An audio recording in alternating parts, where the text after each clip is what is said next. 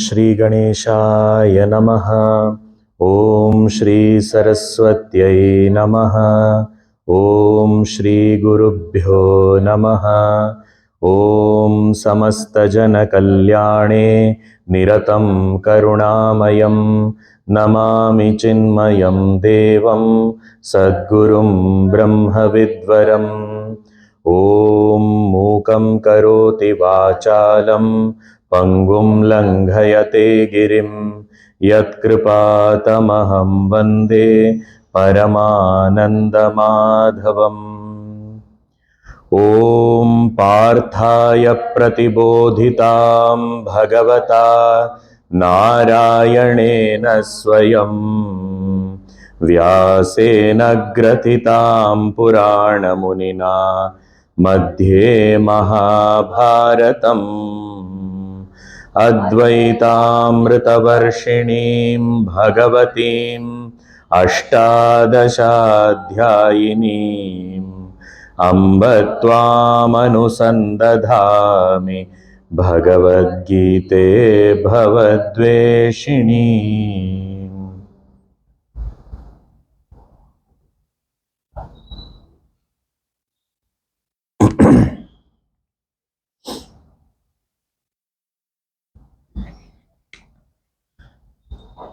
We have seen till verse number 37, where on Arjuna's asking this question as to what is it that within me is pushing me into actions which I myself don't want to do. What is it prompted by which I am myself pushed into sin? So Bhagavan has replied to it saying, this is desire, kama, this is krodha, which is born out of rajoguna, and it is insatiable desire that can never be satisfied. It continues to demand a lot of things, and therefore to fulfill those demands I keep on doing actions, and when I cross the boundaries of righteousness, I also don't. When there is ichha, when there is kamana, that is when I sometimes lose sight of the means, and then we justify it. We say that never mind, I have attained the goal, that is what is important, anything we can do, it's okay. But nobody has permitted us to do anything, but he is saying that that is what is prompting us. Mahashanaha mahapapma, it is pushing us into sin. And Bhagavan is saying, Vidhi enam iha vairinam. This is your enemy. Please understand that this is your enemy. It is not something that will motivate you, something that will encourage you, something will give you meaning for life. No. This is always leading to some kind of destruction only. Why are you calling it enemy? Because if it is an enemy, then it attacks. It somehow destroys, tries to destroy us. So how does this kamana function? As we saw, kama, krodha are one and the same. But how does this kamana function? What is its way of operation because of which it comes and attacks me? In what way? So here that is being indicated in the next verse, verse number 38. Bhagavan says, Dhumenavriyate vannihi, Dhumenavriyate vannihi, Yatha darsho malena cha, Yatholbenavruto garbha, Benavruto garbha, Tatha tenedamavrutam, Tatha tenedamavrutam. Here the way of operation of this kamana is talked about. How does a desire prompt us to do something wrong? So here he is saying that just as Bhagavan is giving three examples. One, Vannihi dhumena avriyate. Sometimes there is fire, but it is covered with smoke. Dhuma, dhua. So with smoke, the fire is covered. So then, although there is fire, but I don't see it because it is covered with smoke. Another example, yatha adarshaha malena. Adarshaha mirror, aina. And mala means dhul, dust. So the mirror is covered with dust. And the third example is yatha ulbena avritaha garbha. So the womb, the fetus, the small baby is covered by the womb. So three examples. One is fire covered with smoke, mirror covered with dust, and the fetus covered with the womb. He's saying, just like this, avritam tatha tena idam avritam. Now, here two pronouns are used, sarvanam. Right? That same way, by that, this is also covered. So like sometimes we also say, no, oh वो जरा लेके आना, इसको जरा उसके ऊपर रख देना, तो किसको किसके ऊपर, हाँ, तो like that here Bhagavan also seems to be तथा तेन idam avritam. By that this is covered. By what which is covered? So we have to understand from the previous verse, what is he saying? That this kamana is the culprit. So by kamana, so tena means kamena, by desire, idam avritam, this is covered. This means what? My knowledge, my vivek shakti, my thinking capacity, that is covered, that is veiled by the kamana, desire. We all know when desire is very intense, that time what happens? My vivek buddhi is not working. It is not working. Then whatever my desire says, I do it. I want to do it. Therefore, I will do it. So I want to do it. But is it right to do? Is it the right time? Is it the right occasion? This is how it should be done? Nothing, no consideration, no thinking. I want it, so I will get it. When that tivrata is there, when it is a craving, when it is simple little bit of desire, then it looks very innocent. But when it becomes deeper and stronger, it becomes craving, then I do anything. I want it in any cost, I want it. So then there is no control. And if somebody stops us by mistake, for our own good, people will say, no, it is not good for you. Don't do it. How dare you stop me? I will eliminate that person. I will push that person aside. I want that. I will hate somebody who is stopping me, even if it is good for me. I will hate that person. That is how sin happens. So he's saying our vivek buddhi, our jnanam, our knowledge, all the wisdom that we have, everything is destroyed by that kamana. Now this we have to understand that how. Now Bhagavan has given three examples for a reason. Sometimes when there is a little bit of desire, then it is like the smoke covering the fire. So what is required? Little bit of, you blow some air, it is gone. Fire is seen. So if it is a very weak desire, then what happens? Just little bit of wind, a breeze comes, gone. So everything is clear. Jnanam is clear. Oh, what was I thinking? Good, I am saved now. Sometimes it is like dust on the mirror. Nothing will happen. So I have to take a cloth and wipe it. And when I wipe it, it is clear. Like, in the bathroom, we may find that especially when we are having hot water bath, then that there is a condensation on the mirror. So we can't, nothing will happen. We have to take a cloth and wipe it. Or sometimes just leave it for some time. After some time, it will go. But it will take long. But take a cloth, wipe it, immediately it is clean. So first, little bit desire, little bit effort, gone. Then the knowledge is clear like the fire.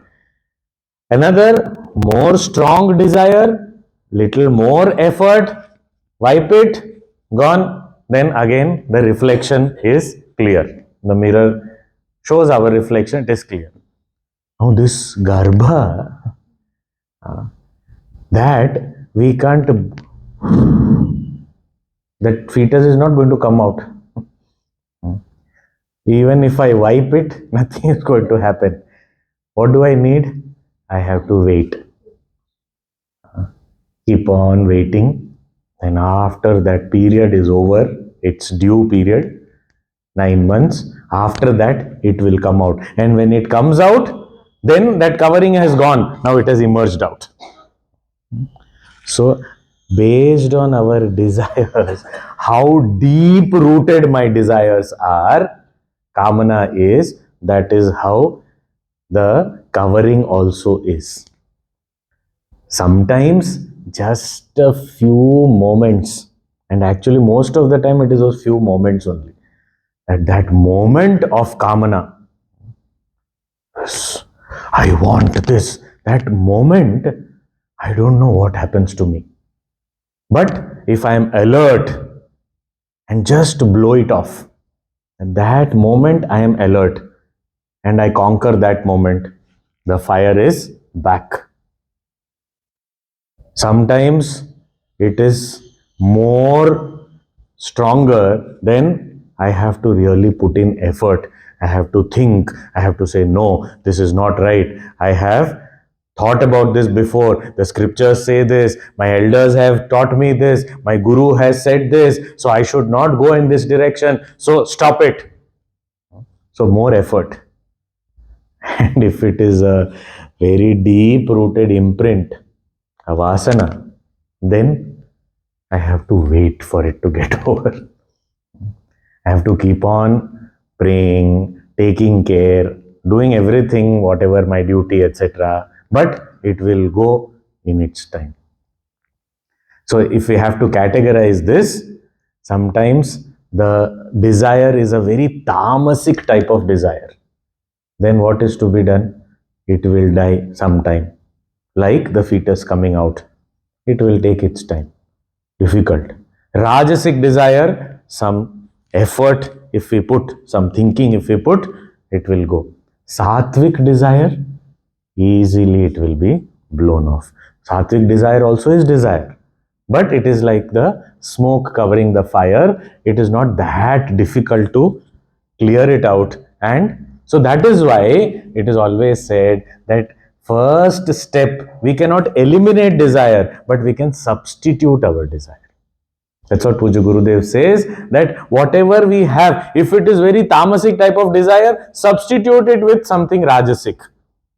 If it is rajasic, substitute it with sattvic. And that sattvic desire, it is just a breeze that is required to get freed of its effect. So here 3 examples have been given just to explain to us, just to help us understand that what is the mechanism of this kamana, that it covers our own jnanam, our own vivek buddhi.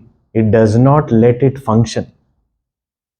And because it is not functioning, therefore I make all mistakes. So when there is no viveka, there is papa. So that is why Bhagavan has here said that this jnanam, if it is covered, it is dangerous. And he continues in the next verse to say, Avritam jnanametena jnanino nityavairina Kamarupena kaunteya dushpurena cha.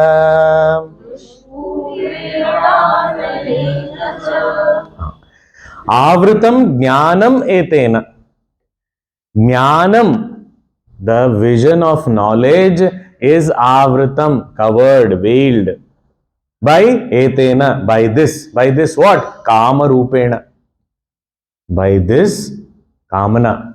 In all these ways, the three examples that have been given, in all these ways, the kamana is covering up jnanam. Avritam jnanam etena. Whose jnanam? Jnaninaha. Even a learned person. A learned, well-read person also. If there is desire, then it can cover the vision of knowledge. So that is why any desire, we may do things that are not things that we would otherwise do. And it is not always like doing some, committing some crime or anything. We are not talking about crime. What we are talking about is we behave in a very non-human manner. A human being's dignity is there, maturity is there, understanding is there. All that is gone, and we behave very childishly. Why? Because there is a desire. So it may not be a crime type of thing, but it will be something that is not like me otherwise. So when I am stable, when I am thinking, when I have my understanding intact, when I know what is to be done, when I am aware, alert, no desire interfering, that time the way objectively, maturely I interact with the world, that way I am not able to do when there is a desire. So avritam jnanam etena jnaninaha nityavairena. Even a learned person can come into this trap if there is this desire which is very strong. And especially if it is a selfish desire which will benefit only me, then all the more it becomes a very, very thick layer that covers the wisdom in me. So I cannot think straight. When there is a desire in my mind, we all have experienced that when there is a desire, I cannot think objectively. When there is an attachment, I cannot think objectively. If I have to make a decision, I cannot decide objectively. Why? Because I already have taken sides. I already have decided about the outcome. I already want something specific. So when I want, how can I look at it objectively? So even if we seek guidance also, we seek guidance with that desire in mind.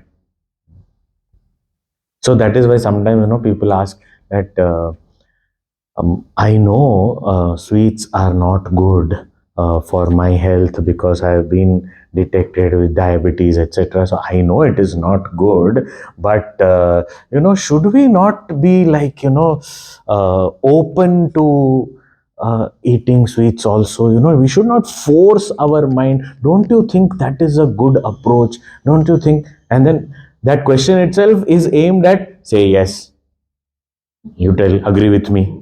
Why? Because I already have desire. I want to fulfill that desire. So even if I am seeking guidance from someone, I want that person only to agree with me and not give me an objective guidance. Because I am not able to see objectively. If that desire is put aside, I myself will understand that this is not good and I can decide. I know for myself. But at this time, I am not able to decide. Why? Because I have already taken that side of doing this. I have chosen something because of my desire. So I know, I understand, but then still, sometimes once in a while it should be allowed, Otherwise, I think I am justifying, rationalizing, I am making it, appear to be very good. But actually it is not so. Just because of my desire, I lose my objectivity, my maturity also. my desire, my attachment. Many times, my child. So if my child, how can my child make a mistake? The teacher is only wrong. My child is not wrong. So if the teacher has given an answer wrong, the teacher is wrong. Because how can my child, means already that attachment and that desire is already there. So then how can I objectively look at it and see that, okay, what is good for the child or what is the right thing here? I am not able to see that. Here Arjuna also, he already has certain, initially itself, he had certain notions. The first thing was, I don't want to fight. Because it was a very overwhelming situation, unexpected. Magnitude of the war was not expected to be so big. So it was really overwhelming for Arjuna. So he already had this desire of not fighting. Once that desire was there, then what he started speaking, he said, why this war should not be fought. And he has made statements. If we read the first chapter, we will understand. He has made statements like, I know these people are terrorists, but still I think we should not kill them. After all, they are family. Now, where is your buddhi?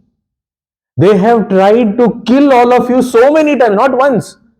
So many times. They have tried to kill your elder brother once, and all of you together they wanted to burn you down. So many times they have attempted this, and you are saying they have taken away your, rightful wealth, your land, your kingdom. They have insulted your wife.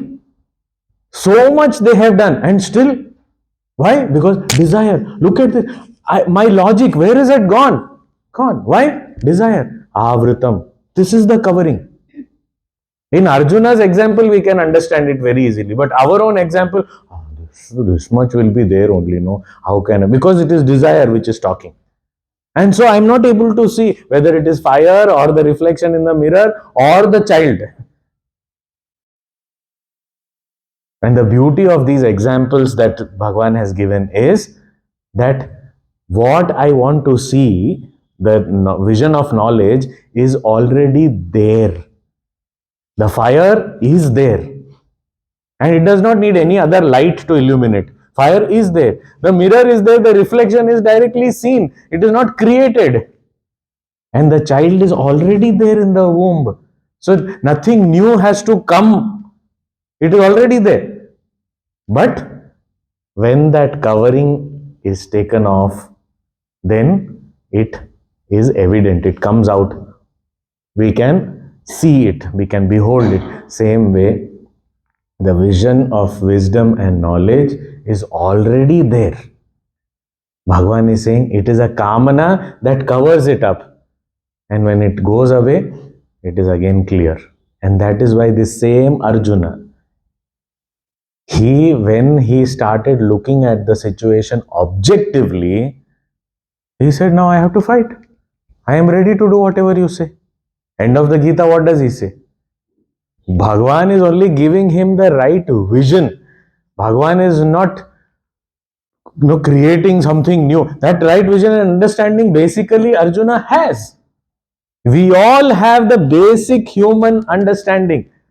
It is just that it gets clouded when there is all this desire or raga dvesha or all these things that do not allow me to think straight. So that's what Bhagavan is saying. Avritam jnanam etena jnanino nitya vairina. And who is this kamana, kama rupena? Nitya vairi. He is a constant enemy. Not a part-time enemy. He doesn't take a break. This is something very peculiar about this world.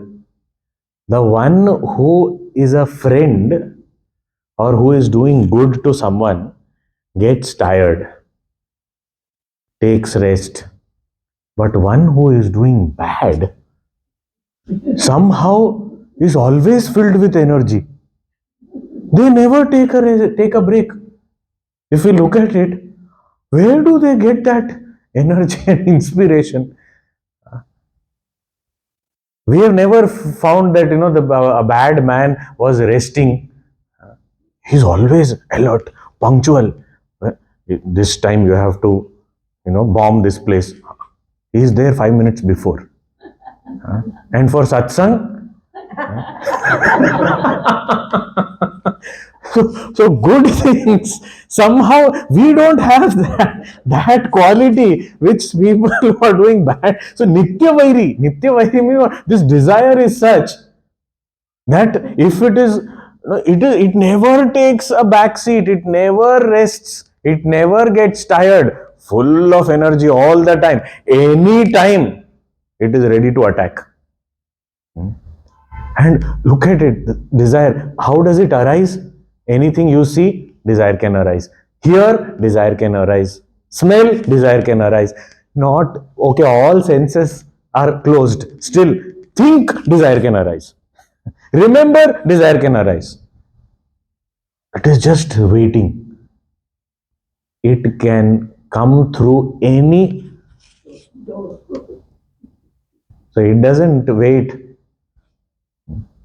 So actually, we should also understand that like this Nitya Vairi, we should become Nitya Mitra. We should become a friend to the society, friend to ourselves. This Nitya Vairina Kama Rupena. And here Bhagavan is giving an example. Dushpurena Alalena cha. Another example. What is this Kamana compared to? Kamana is compared to a fire which is Dushpura. Dushpura means it can never be satiated. You put whatever you want to, it will keep on asking for more. Whatever we put, it is all consumed. So Dushpurena Analena cha. Such a fire like Kamana which is ready to destroy us. Any opportunity is good enough. In Mahabharata, there is a story, you must have heard of King Nala and his wife Damayanti. In that, there is one particular part of that story where this Nala, he is a very dharmic, very good person. And he has a cousin who is considering him as an enemy and he wants to destroy him. So he sees that Nala is very prosperous, very righteous, loved by everybody, accepted by everybody, and not committing any mistake. Now he teams up with Kali. Kali means the effect of the bad times. Sometimes that time is such that it can come and catch you. Kala. So he teams up, and then the story goes that he says that he tells Kali that as soon as he makes any mistake, you just go and catch him. And when you go and catch him, he will be destroyed. The effect of Kali Kala is such that he will lose all wisdom. Okay. It is said this Kali was sitting on the branch of a tree opposite his palace and waited for 27 years and did not get any opportunity. Can we imagine? No opportunity. That is a goodness. And no such weakness of desire or anything. At one point after 27 years, it is said Nala came back. He had gone out somewhere, came back, and after coming back, we wash our hands, legs, face and all. Many years before COVID also we used to do that. Now only world has started doing, but we used to do. So Nala washed his feet, and it is said as he was washing his feet, a little portion of his feet remained unwashed. He did not wash properly, he did not pay full attention. Maybe something distracted. So little bit of his feet was unwashed. That Kali went and caught him there. So the point is, even a little bit of opportunity is available. This desire is waiting only to come and catch hold of us. How much alertness is required for an enemy outside You can put soldiers and you can say that, okay, I am secure and I lock my door, this, that, all that is possible. But an enemy is sitting inside, what about him? Nitya Vairi. And he can never be satisfied. Whatever he consumes us only completely. So we say that, desire is the motivation. Desire ultimately destruction only. So he says that Kamarupena kaunteya dushpurena nalina cha. And okay, this Kamana is there. Okay, he is sitting inside means where? Where is he sitting? Like earlier also Bhagavan said, Raga Dvesha is there. And Raga Dvesha, they have a hideout. Indriyasya arthe Raga Dvesha vyavasthita. So we saw that this Raga Dvesha likes and dislikes are seated in the senses and their objects. Here he is talking about Kamana. Now Kamana is also not very far from Raga Dvesha. All our desires are based on what? Something I like, I want. Or I don't like, I don't want. So Kamana is very much related to Raga Dvesha. So where is this Kamana seated? Where does it sit? So he's saying, Indriyani mano buddhihi अस्याधिष्ठानमुच्यते एतैर्विमोहयत्येषः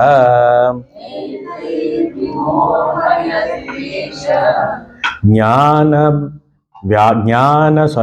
ज्ञानमावृत्य देहिनम् ज्ञानमावृत्य देहिनम् इंद्रियाणि मनोबुद्धिः अस्य कामस्य अधिष्ठानम उच्यते.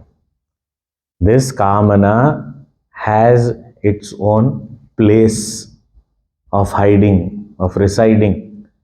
Asya adhishthanam, locus. And what is this? Indriyani, all sense organs, manaha, mind, and buddhi.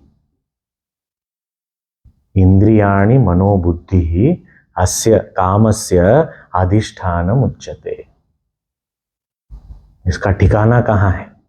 अधिष्ठानम means ठिकाना, अड्डा. Where does it stay?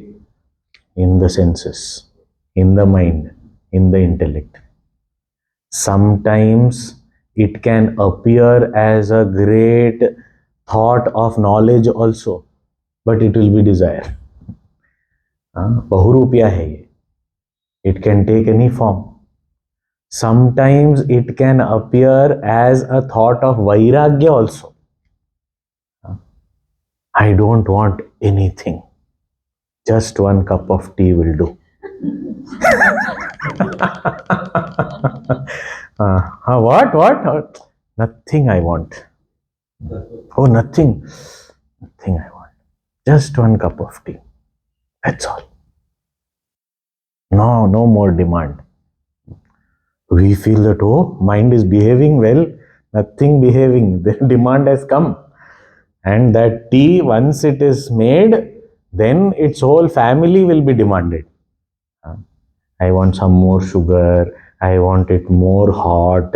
I want along with that I want some biscuit also. Then with that I want some pakoda also. Then I want a nice place to sit also. I want a nice scenery also. Or I want a good TV program to watch also.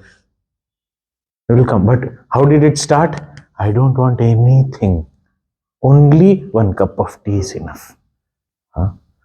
So buddhi, mana, or any of the senses, it can come and attack in any form, wherever, from whichever way. And the best part or worst part for us is, it is attacking from inside, from within.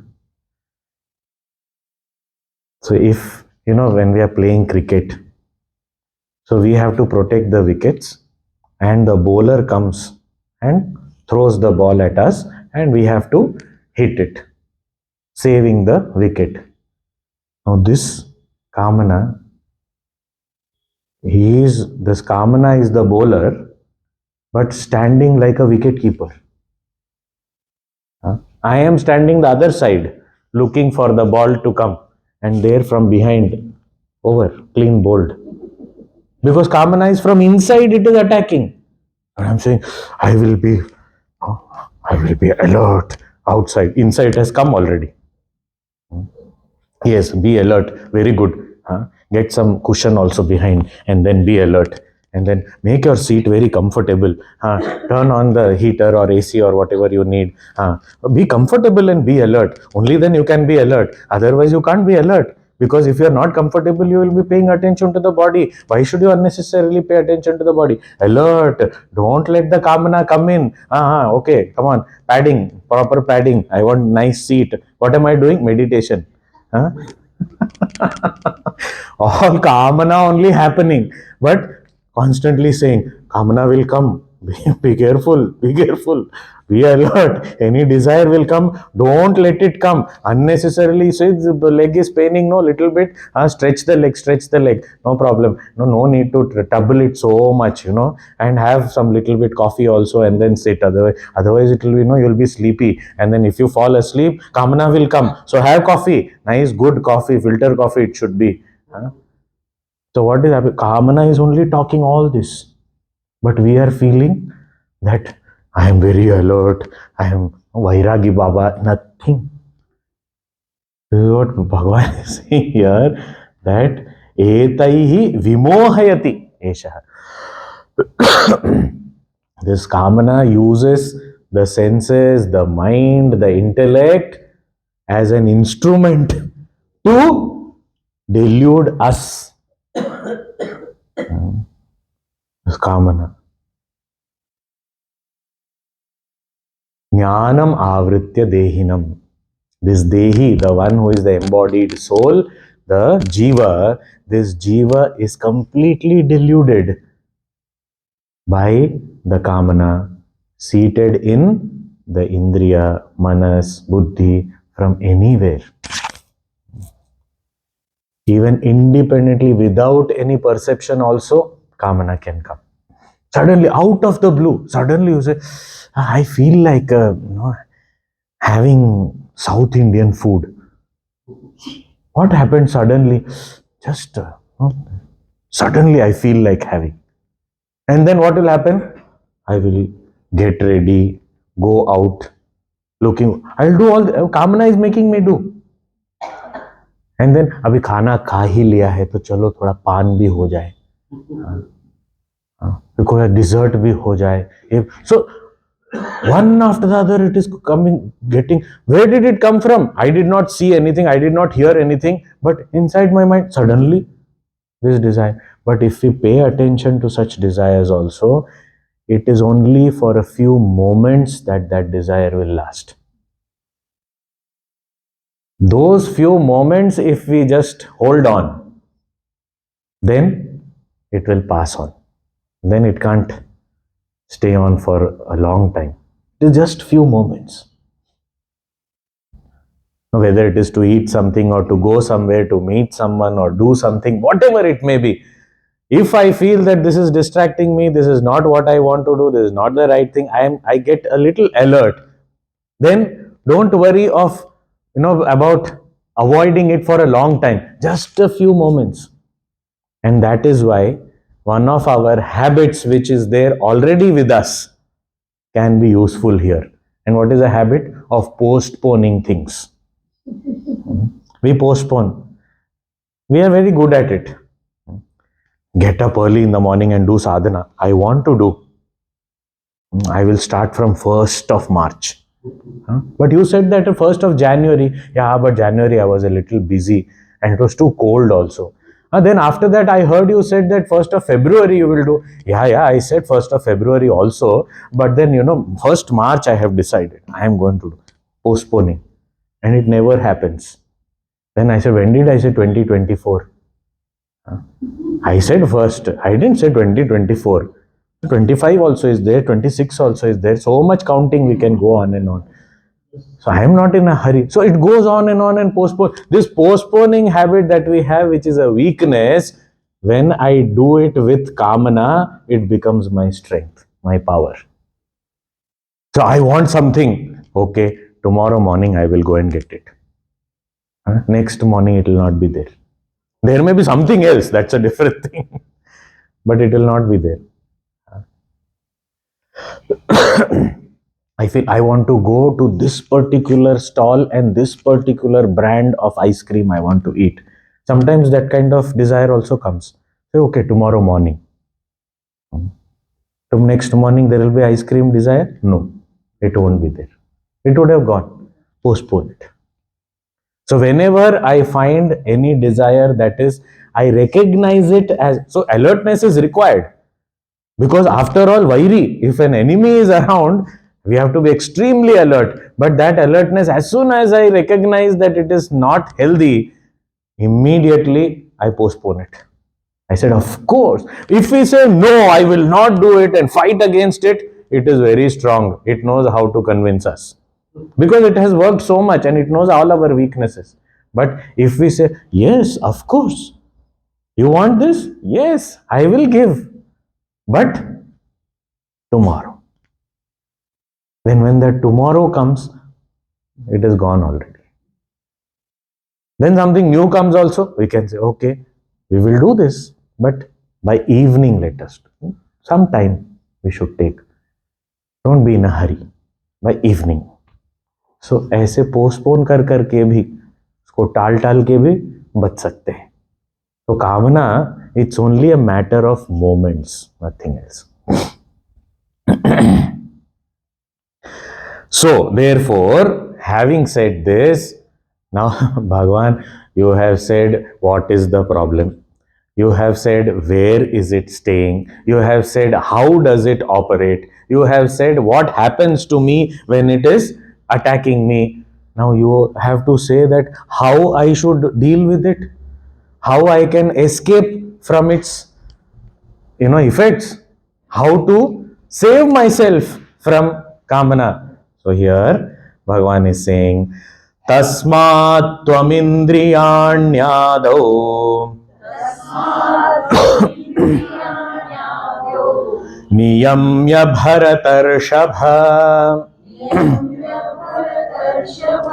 Papmanam Prajahihyenam Jnana Vijnana Nashanam.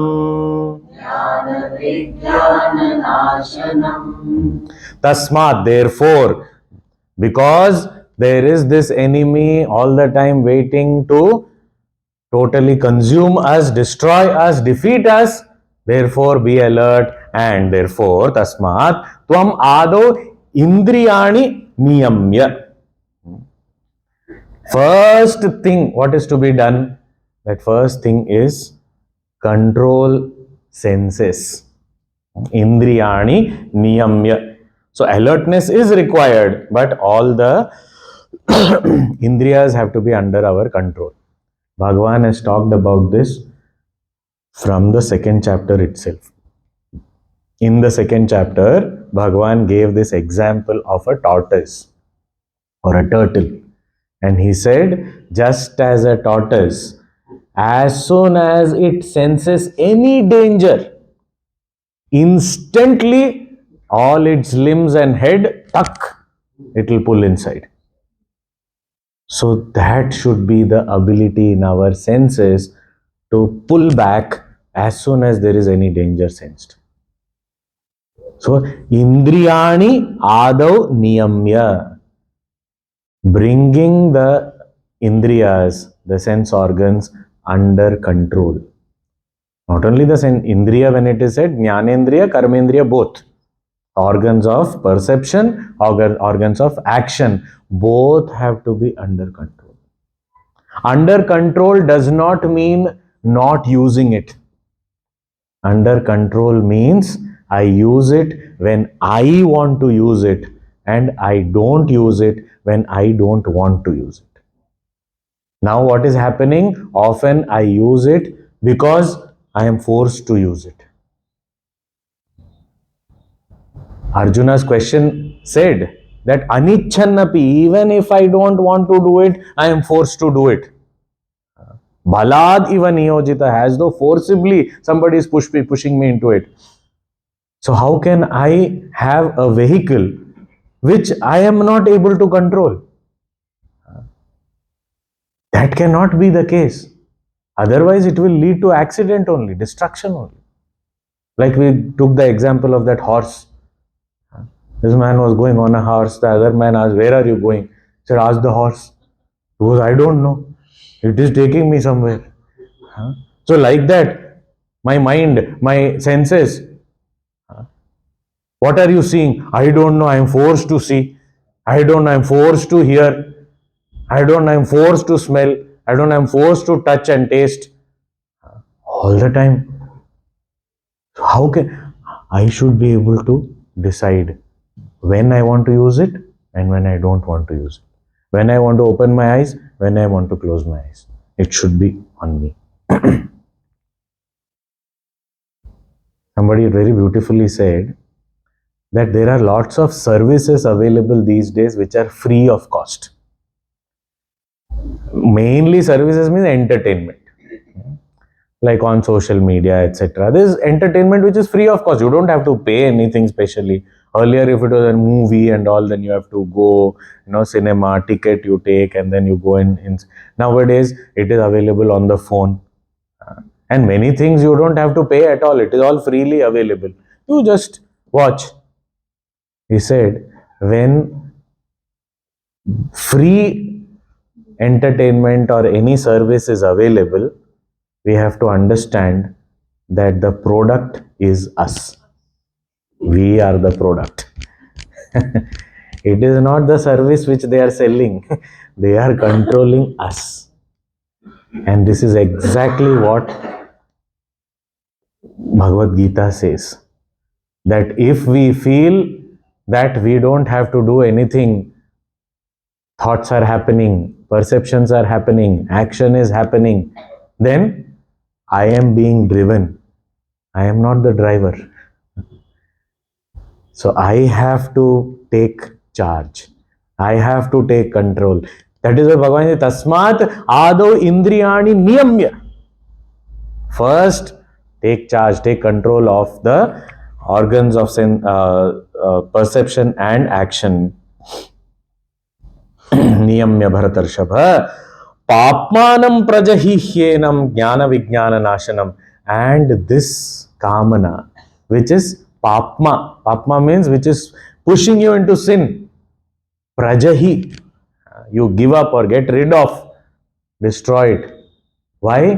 Because if you don't destroy, it will destroy you. Jnana Vijnana Nashanam. It will destroy your knowledge. It will destroy your wisdom. It will destroy all your abilities. So and this language Arjuna understands very easily. And we would also understand if we think a little. We say any enemy is there in front of us in a war situation. And if I miss my aim, it is not necessary that that person also will miss his aim. So if I don't shoot, I get shot. That is why he's saying Jnana Vijnana Nashanam. This Kamana can destroy you completely. So better you only destroy it first. Prajahi. And when we say destroy and all this, Yuddha language when we use, we have to understand it is not about fighting it head on. It is about being able to deal with it and win over it. Because if we apply too much of force and suppress, then it will explode one day. No, nothing, suppress. That also is going to explode. But if we understand and if we know that this is there, but my senses are under my control, then Kamana cannot do anything. I may have a thought, I may have a desire, I may have even a craving, I may have lust and passion, never mind. But if my senses are under my control, I am not giving in. My strength increases. Otherwise, when I surrender and give in, the the strength of the kamana enemy, it increases. So here he is saying that papmanam prajahihyenam jnana vijnana nashanam. Now the question is, if I have to destroy the enemy, can I destroy the enemy sitting next to the enemy? If the enemy is sitting next to me, will I be able to destroy? Essay. Even if I have to slap somebody, that somebody has to be in front of me, cannot be on my side. Somebody is on my side,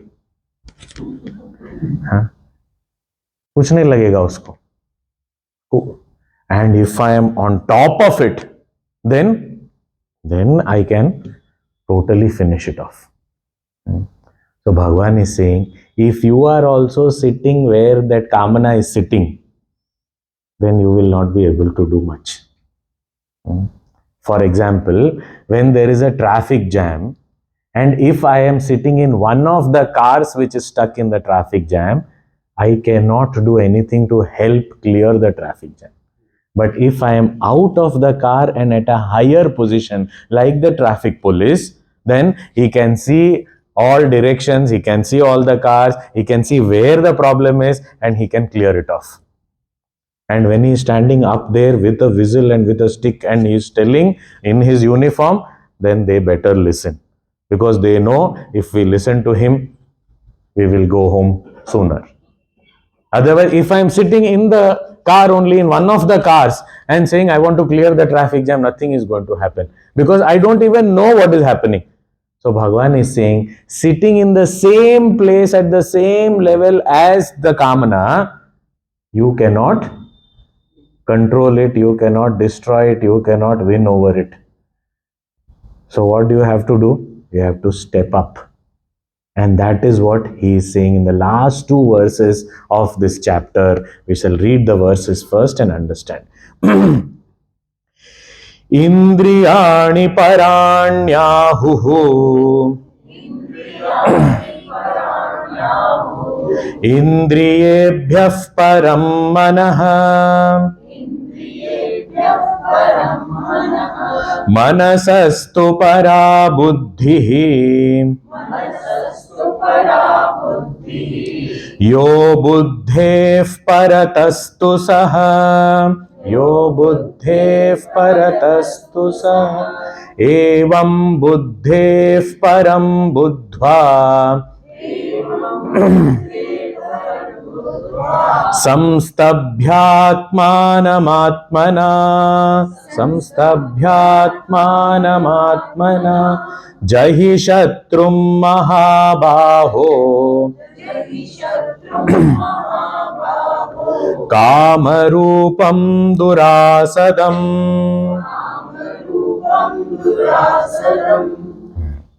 Bhagavan is saying, first understand that all these places where the kamana is sitting, where indriyani mano buddhihi asya adhisthana uchyate. So what is the place where the kamana is sitting? Indriyas, mana and buddhi. Now if you are also sitting in the indriyas, manas, buddhi, then you can't do much, because he will be your neighbor.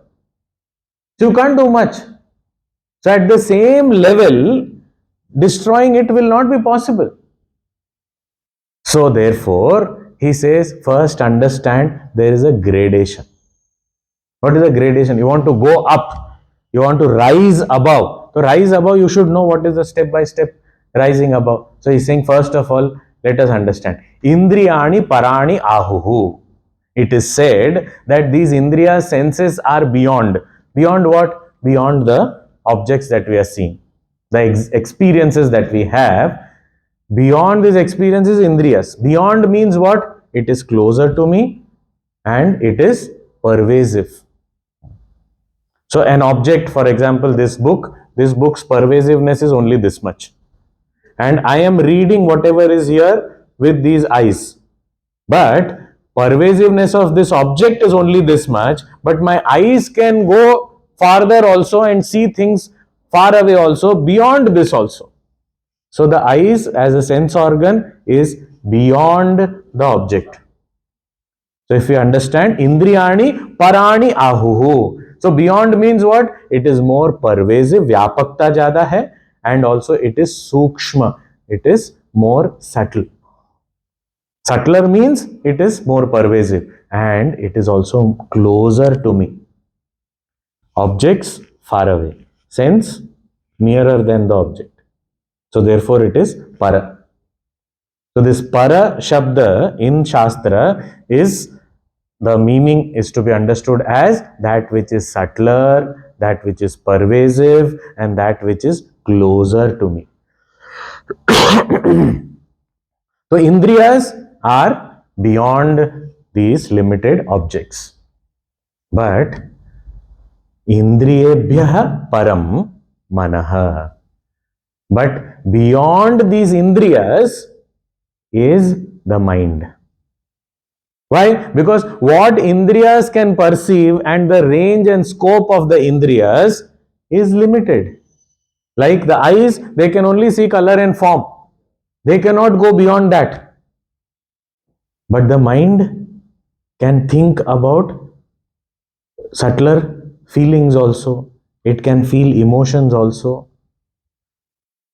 Not only that, even one sense organ has only one object that it can perceive. Now, if it is smell, the nose can only smell different types of fragrances or odors. But the mind can process all these things together. It is subtler. It is more pervasive. And mind is closer to me than the Indriya. So Indriya can know what is there about the object, but the condition of the Indriya is known by the mind. So therefore it is beyond Para. Indriyebhyah param manaha. Okay. Now mind is there. Is there anything beyond the mind? Man se pare kya hai? Manasastu para buddhi.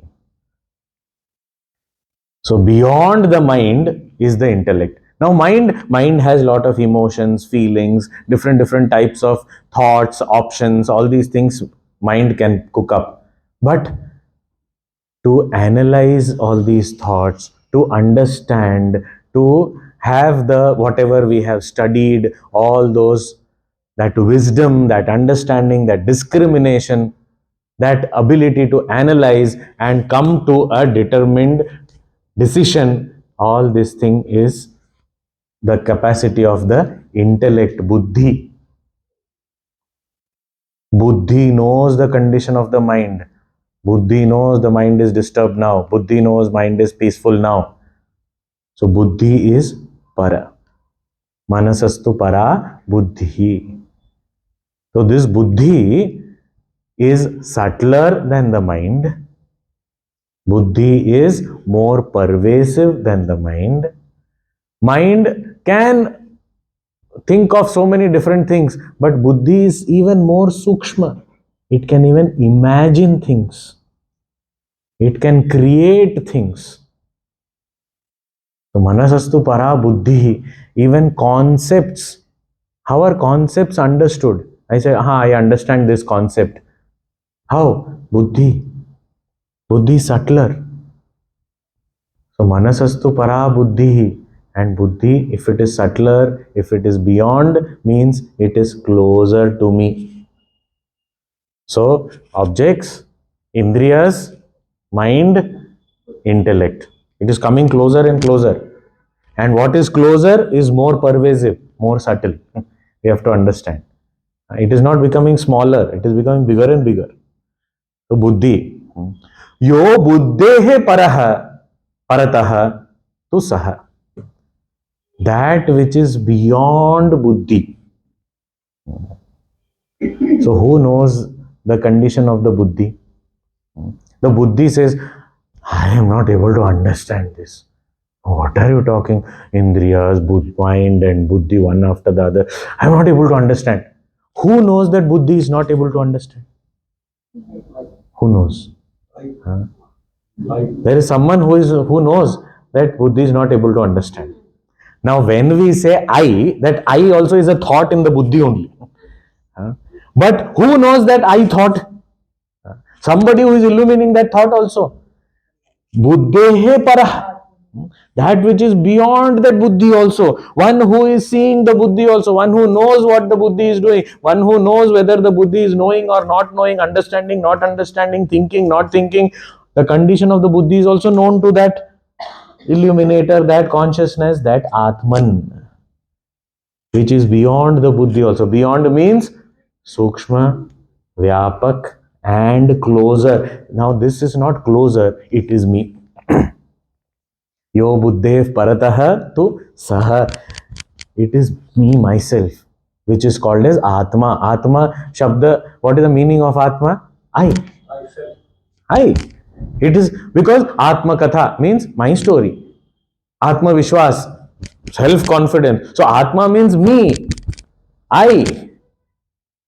So it is coming closer, closer, closer, closer, and finally reaching me only. So yo buddhehe paratah tu saha, one who goes. So what is my journey? The journey is I cannot sit in the same place as this kamana, which is ready to destroy me, and I want to destroy it before it destroys me. But destroying it cannot be possible if I sit in the same place where it is. Therefore, I have to rise above. So, in order to rise above, I should know what are the steps to rise above. So, what are these steps? First, Indriyas. Indriyas, from Indriyas, Manas. From Manas, Buddhi. And beyond Buddhi is the Atman, the Self. I know the rungs of the ladder. Now, how to raise above? I understand, okay, this is understood as a concept, but how to go up? So, the point is that right now, what am I identified with? What I live my life as? Who am I? What is my introduction? What is my identity? I am identified with this body. So, now what are the steps given? Indriyani parani ahu. So, you leave this body identification and at least go to the next step of, okay, senses identification. I am not the body, I am the senses. Okay, that is one step more ahead. Because para means it is coming closer to me. So take one by one step closer to me, one by one step beyond. Okay, so Indriya. Then, and don't stop there. This Indriyas, I am identified with the Indriyas, then what will happen? Kamana is sitting there. Kamana will say, oh, you want to see? Come, let us see. You have come here to my house. Come, let us, I will show you around. I will, very nice music. Come, let us go and listen to that. Come, let us eat something very tasty. Don't stay there. Next step, where? Mind. So I identify, I leave the identification with the senses and I raise myself higher and become the mind. With the mind, staying in the mind, I can control the senses. But the mind is also another house of Kamana only. So the Kamana will sit in the mind and say, how nice it will be if we go out for a walk. Come on, let's go out for a walk. And then there is, nice shops are there. We'll go and buy something. Come on, let's go. Mind. So don't stay there also. Not for very long. We have to take one stop. Is there one by one only we can go. But there also Kamana is there. Be alert. And then leave that identification with the mind. I am the mind. Leave it there and go to Buddhi. Now Buddhi is what? Buddhi is all this Shastra Jnanam is there in the Buddhi. So sit there. Then we can control the senses as well as the mind from the Buddhi. It is higher. It is closer to me. But even in the Buddhi, this Kamana is there. That is why it is said, Kama Rupam Durasadam. Durasadam means very difficult to even recognize it. Very difficult to approach it. It will be sitting there as a friend, as a very noble thought. It will be sitting there silently. So don't stay there also for very long. So from the Buddhi. Now see, this each step is very difficult. Because leaving the identification of the previous and getting identified with the higher is not very easy. But here, this is the only way that Bhagavan is telling us, that this is the only way, one by one, take a step within, take this inward journey. And don't stop at the intellect also. Buddhehe param. Go beyond this intellect also. And all this is not to be done physically. If it was physical, it was so easy. I check out from the body, check in into the senses. I check out from the senses, check into the mind. Check out from the mind, check into intellect. Check out from intellect, check in Atma. Done. So easy. But here, this is the inward journey that has to happen through Shravanam, Mananam, Nididhyasanam. We have to listen, we have to reflect and contemplate. In this journey of contemplation only, one step, I have to keep on moving above and go beyond the buddhi. Evam buddhehe param buddhva samstabhyatmanam atmana. Having launched yourself beyond the buddhi, stay, get established and live in the self as the self. Atmanam, Atman, samstabhya. Having reached this, so what is my true identity? Not the senses, not the mind, not the buddhi, but that pure self. Having risen above in this manner, step by step, samstabhyatmanam atmana, established in the self. From there, then what happens? From there, Jahi Shatrum Mahabaho. Hey Mahabaho, a mighty armed Arjuna, this enemy, Kamana, now you can destroy that enemy. Jahi. Kill it. Why? Because now you are not sitting in its home. You have risen above. Now you can easily destroy it. Jahi Shatrum. Hey Mahabaho. And what is that? Who is that Shatru? Kamarupam Durasadam. Cannot be recognized when you are sitting there. But when you rise above, you can recognize it. Because when it is my desire, then I already feel partial towards it. Then I cannot recognize it as an enemy. But when we rise above, then I become objective towards it. And when objectivity comes, I can destroy it. Further also, Bhagavan has said so many places that asanga shastrena dridhena chitva. That this real detachment will come when I rise above. Otherwise, I am still in that same place. Then it is my friend only, as though it is my friend. But it is destroying me. But I don't know. Even this is nothing different from what we do in our day-to-day life also. When we go to a doctor and we understand doctor diagnoses that you are allergic to something. Now, as soon as the doctor says you are allergic to this, the first thing that is said is stop exposing yourself to this allergen. That's the first thing. Stop. Means don't go in that place where this allergen is there. If it is an eatable thing, don't eat it. If it is a place which is giving something, don't go to that place. Avoid. So first, cut off your exposure. Stay away.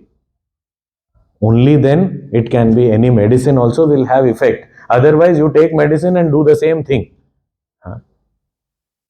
Doctor, smoking is, completely destroying my lungs. So what do I do? Okay, this is the medicine you take. Okay, after 1 month of medicine, I am going back to the doctor. Nothing has happened, doctor. It has worsened.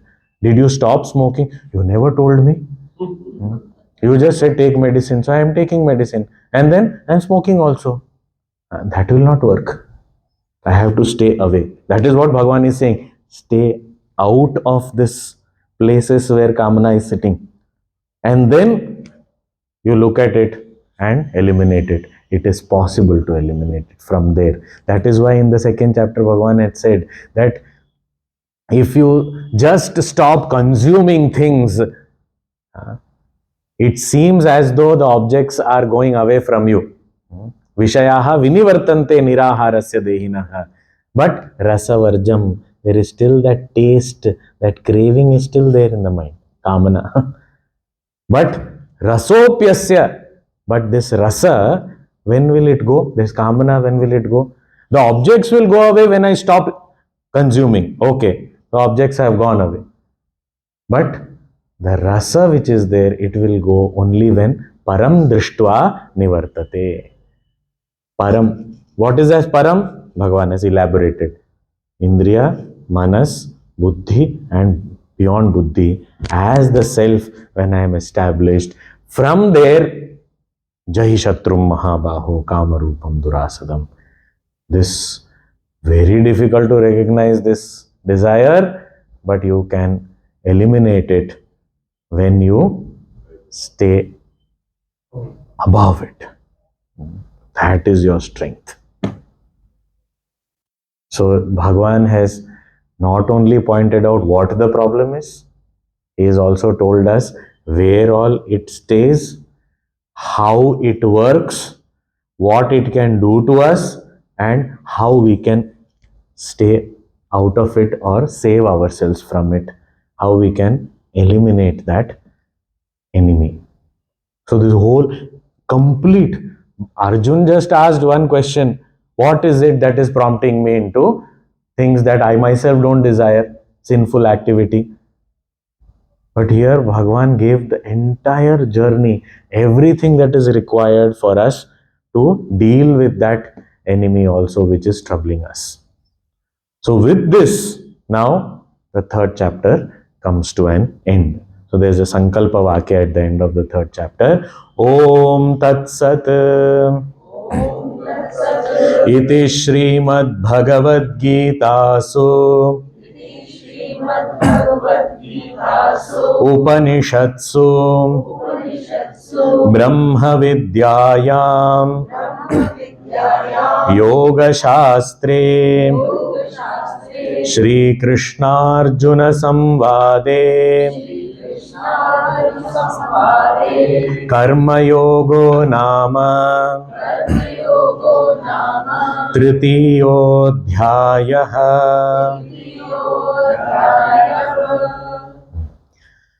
Om Tat Sat. These three words indicate the Supreme Lord. And about these three words, 17th chapter, Bhagavan himself will tell us. So Om Tat Sat. So remembering the Lord with his grace, it means Iti. Thus ends, thus comes to an end. Tritiyodhyayaha. The third chapter. Third chapter of what? Srimad Bhagavad Gita. So, in Srimad Bhagavad Gita, which is nothing but the essence of Upanishads. So, and what is the subject matter of Upanishad? Brahma Vidya, the knowledge of the supreme reality, Brahman or Atman.